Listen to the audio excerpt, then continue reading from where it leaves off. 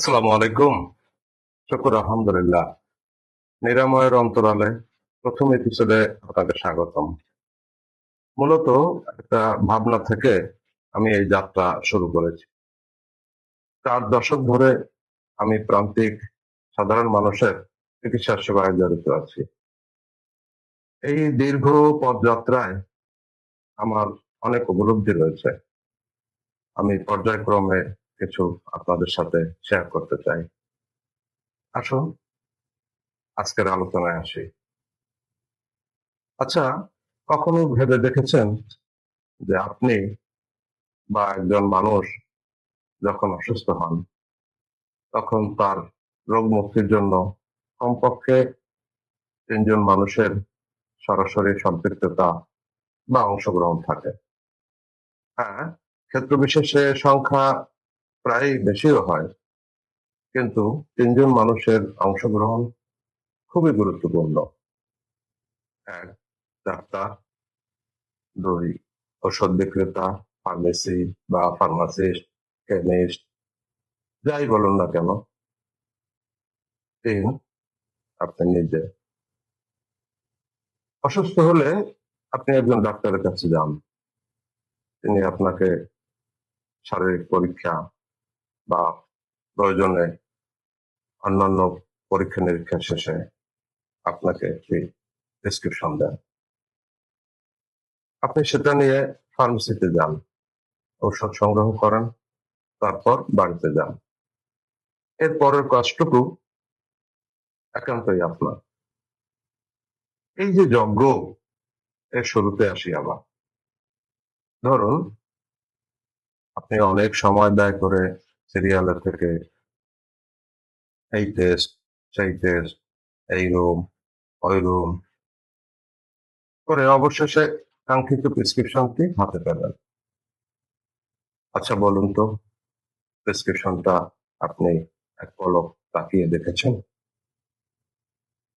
হতে পারে এটা আপনার জন্য একেবারেই দুর্বোধ্য, পড়া যাচ্ছে না। যদিও স্পষ্ট নির্দেশনা আছে, প্রেসক্রিপশন সুন্দর করে লেখা। এই স্পর্শকাতর বিষয়ে আলোচনা নাই বা করলাম, তবে কারো কারো লেখা মুক্তোর মতো পরিষ্কার।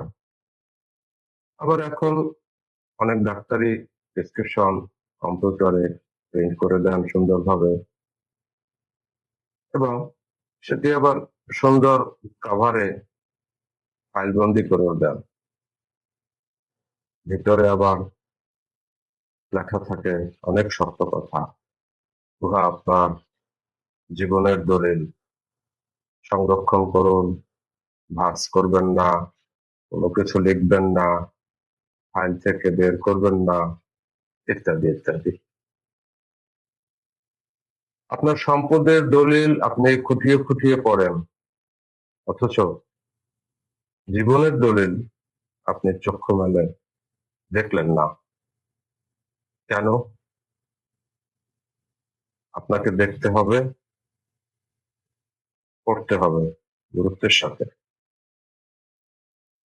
একটি প্রেসক্রিপশনে অনেকগুলো অংশ থাকে। কিছু অংশ আপনার ডাক্তারের জন্য, কিছু অংশ ফার্মাসির জন্য, কিছু অংশ থাকে আপনার প্রতি কিছু নির্দেশনা বা নিয়ম মানার কথা। প্রতিটি অংশই গুরুত্বপূর্ণ। আপনি পড়তে না পারলে পরিবারের কারো কাছে সাহায্য নিতে হবে। যতদূর সম্ভব বোঝার চেষ্টা করতে হবে। মুখে ঘা নিয়ে অনেক রোগী দেখেছি, তিনি জানেনই না যে ইনহেলার ব্যবহারের পর গুলি করতে হবে, অথচ প্রেসক্রিপশনে পরিষ্কার লেখা ছিল ব্যথা কমলে একটি ওষুধ বন্ধ করার কথা ছিল, অথচ কমার পরেও তিনি অন্য ঔষধের সাথে 1 মাস যাবৎ খেয়ে যাচ্ছেন। ঔষধ লেখা ছিল 15 দিনের, তিনি খাচ্ছেন 1 মাস। ফলো আপের তারিখ তিনি জানেন না। এমনি কত কি।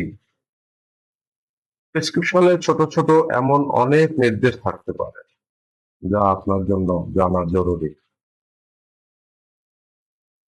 আপনাকে খাবার নিয়ম সহ এও জানতে হবে কোন ঔষধ কয়টি বা কতদিন বা কেমন করে খেতে হবে। বিশেষ করে শিশু আর বয়স্ক রোগীর বেলায় খেয়াল রাখতে হবে পরিবারের সদস্যদের।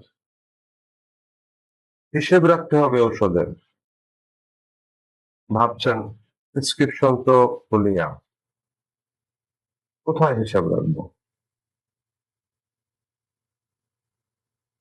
একটা কথা বলি, আপনার প্রেসক্রিপশন অবশ্যই ভালোভাবে যত্নের সাথে রাখতে হবে। সেটা নিজের জন্যই। সমাধানও সহজ। কি করবেন? ৩ টাকা মামলা। প্রথম দিনেই প্রেসক্রিপশনটি ফটোকপি করবেন। এই ফটোকপি দিয়েই ওষুধ কিনবেন এবং কেনার সময় কতটি কিনলেন তা লিখে দিতে বলবেন এবং সম্ভব হলে মিলিয়ে নেবেন। ঔষধ পরিবর্তন মেনে নেবেন না, কেননা এতে ভুল হবার সম্ভাবনা থাকে। ঔষধ কেনার সময় বাস, লঞ্চ, ট্রেনের সময়ের কথাও ভাববেন না। আরেকটি কথা, কখনো ব্যবহার করা ঔষধের খালি পাতা, প্যাকেট এসব দেখিয়ে ওষুধ কিনবেন না। তাহলে হিসেব রাখতে পারবেন না। মনে রাখবেন, শরীর আপনার, রোগ আপনার, টাকাও আপনার, দায়িত্বভারও আপনারই। আজ এ পর্যন্তই। আবারও শীঘ্রই অন্য কোনো প্রসঙ্গ নিয়ে আসবো। সাথে থাকবেন, হয়তো কোনো কথা আপনার কাজে লেগে যেতে পারে। সবশেষে সবাই যা বলে তাই, সাবস্ক্রাইব, লাইক, কমেন্ট, শেয়ার। খোদা হাফেজ।